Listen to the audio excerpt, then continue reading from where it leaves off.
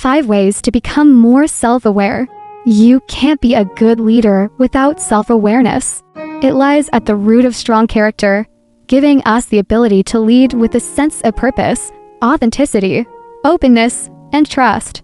It explains our successes and our failures, and by giving us a better understanding of who we are, self-awareness lets us better understand what we need most from other people to complement our own deficiencies in leadership. The question, then, is how can we cultivate and develop it further? There are many ways to do so. Below are 5 that I have found to work best. Meditate.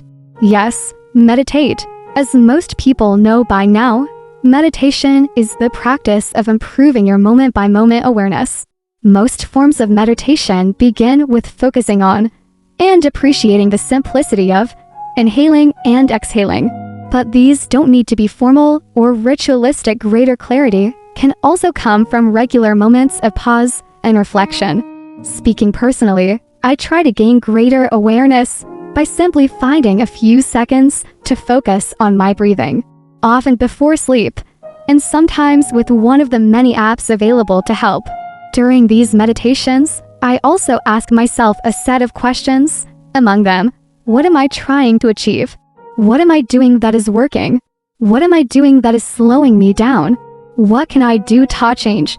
But the most frequent form of meditation I practice derives from carrying out seemingly mundane tasks that inspire a degree of therapeutic serenity, including washing dishes, working in my garden, and spending early Saturday mornings writing in Boston's Museum of Fine Arts.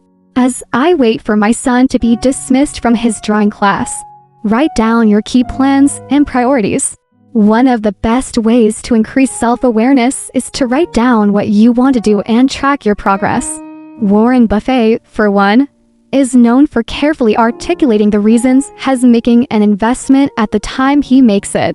His journal entries serve as a historical record that helps him assess whether or not future outcomes can be attributable to sound judgment or just plain luck.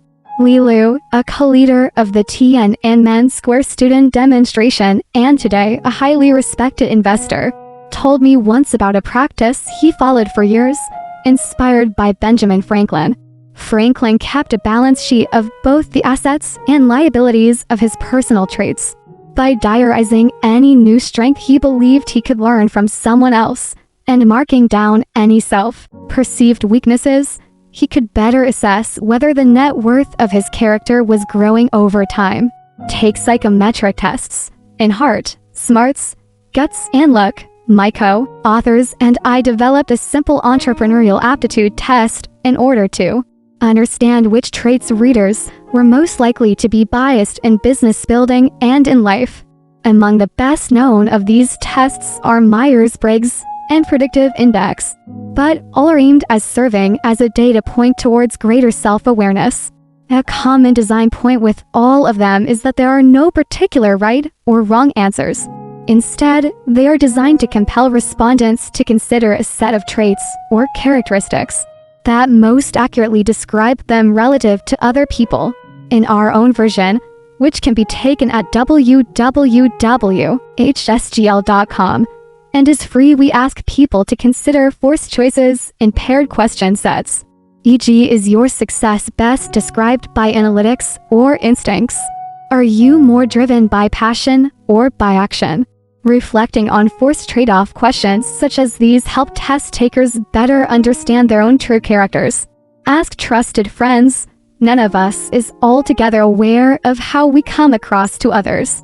We have to rely on the feedback of our peers, friends, and mentors. To have your friends play the role of honest mirror, let them know when you are seeking candid, critical, objective perspectives. Make your friend or colleague feel safe to give you an informal, but direct and honest view. This can mean saying something like, "Look, I am actually asking you as a friend, please just be straight with me on this matter. Okay?" Another strategy is to ask friends to call you out when you are doing a behavior you already know you want to change. For instance, "Look, I know I'm a story topper who needs to one-up every conversation, But do me a favor, and each time I do that, let me know, preferably discreetly, so I can learn to stop. Get regular feedback at work.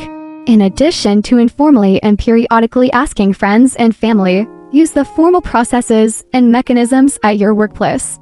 If none are in place, see if you can implement more formal feedback loops.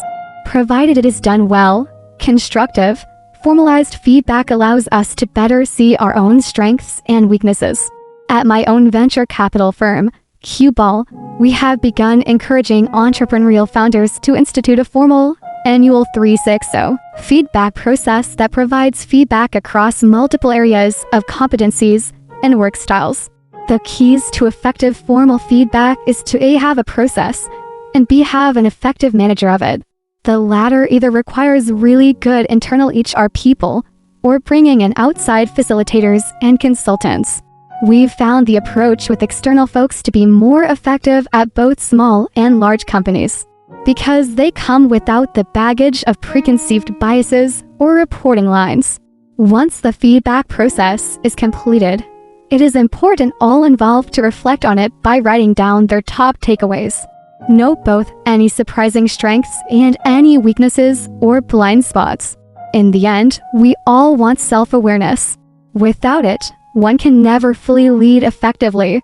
It's only with self-awareness that one can journey closer to a state of self-congruence in which what we say, think, and feel are consistent. Building self-awareness is a lifelong effort. You're never done. But these 5 pragmatic practices will help you move faster and further along the way.